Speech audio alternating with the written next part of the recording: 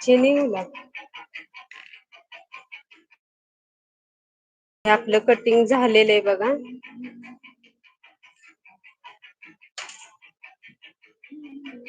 तरी हा side part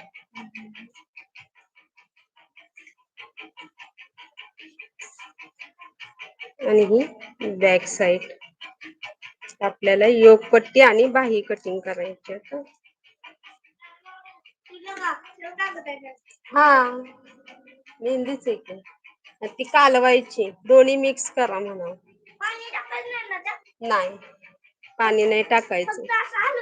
हा हलवायचं. हा